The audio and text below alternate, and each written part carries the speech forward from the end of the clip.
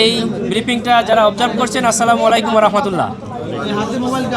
আমরা সত্যি সরি, আসলে আমাদের এই যে সারাদিনের ক্লান্তির পরেও আপনারা এত সময় ওয়েট করছেন, কিন্তু এই যে নামাজের কারণে আমাদের স্যার, উনি vice president NDF national doctors forum, উনি ব্রিফ করবেন মেইনলি।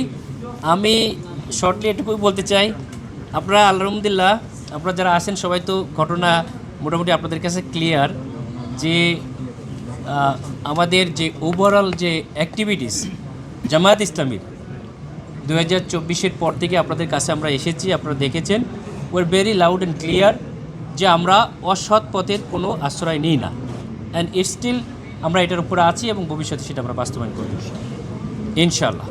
এবং এই দেশকে বিনির্মাণের যে স্বপ্ন সেটা আমরা বাস্তবায়ন করে যাচ্ছি।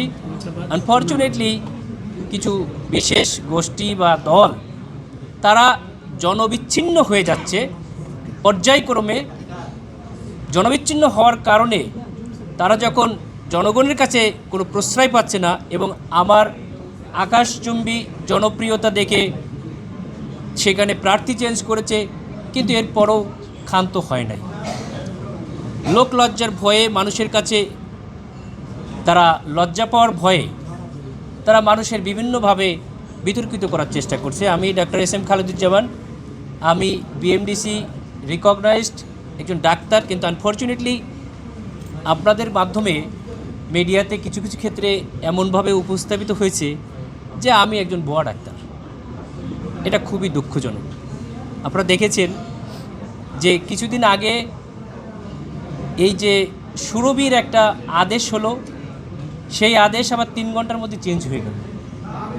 সাকসু নির্বাচন আদালতের ঘাড়ে দিয়ে এটাকে নিষিদ্ধ করা হলো। একইভাবে ডাক্তারদেরও একটি স্বায়ত্তশাসিত সংগঠন, তারপরও আনফর্চুনেটলি কোনো একটা প্ল্যানের থাবায় প্ল্যান বাস্তবায়ন করতে যেয়ে এরকম প্রতিদ্বন্দ্বীর বিপক্ষে কিছু কথা আমাদের মনে হচ্ছে চলে আসতেছে।